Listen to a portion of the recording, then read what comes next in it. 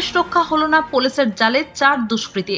সিঙ্গুরের ডাকাতির ছক বানচাল, আগ্নেয়াস্ত্র ও ভোজালি সহ গ্রেপ্তার বিহারের 4 দুষ্কৃতী। সূত্রের খবর, ডাকাতির আগেই বড়সড় সাফল্য পেল হুগলি গ্রামীণ পুলিশের সিঙ্গুর থানা। গোপন সূত্রে খবর পেয়ে অভিযান চালিয়ে আগ্নেয়াস্ত্র ও ভোজালি সহ 4 দুষ্কৃতীকে গ্রেপ্তার করল পুলিশ। ধৃতেরা প্রত্যেকেই বিহারের নওয়াদা জেলার বাসিন্দা বলে জানা গিয়েছে।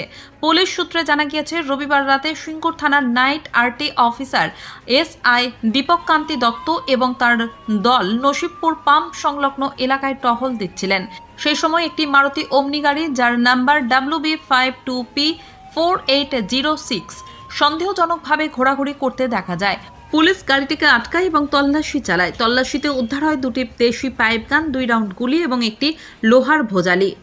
পুলিশ জানিয়েছে, ধৃতদের নাম রাজকুমার মাহাতো, বয়স 48 বছর, বিশাল কুমার, বয়স 19 বছর, গুলশান কুমার, বয়স 25 বছর এবং রাকেশ কুমার, বয়স 26 বছর।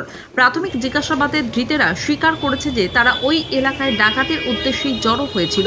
জিজ্ঞাসাবাদে আরও জানা গিয়েছে, উপেন্দ্র যাদব নামে তাদের আরও এক সঙ্গী ছিল, যে পুলিশের ধাওয়া করার সময় ঘটনাস্থল থেকে পালিয়ে যায়। তার বাড়িও বিহারের নওয়াদা জেলায়। ধৃতের বিরুদ্ধে সিঙ্গুর থানায় নির্দিষ্ট ধারায় এবং অস্ত্র আইন মামলা রুজু করা হয়েছে।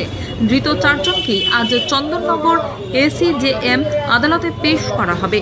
পলাতক সঙ্গীর খোঁজ পেতে এবং এই চক্রের সঙ্গে আর কেউ জড়িত রয়েছে কিনা তা খতিয়ে দেখতে পুলিশের পক্ষ থেকে ধৃতদের 7 দিনের পুলিশি হেফাজতের আবেদন জানানো হবে বলে জানা গিয়েছে।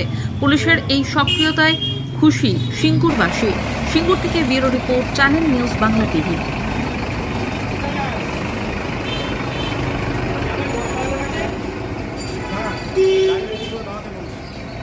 আপনার গাড়ি রেডি করে দাঁড়ান, নিয়ে আর আমি রেডি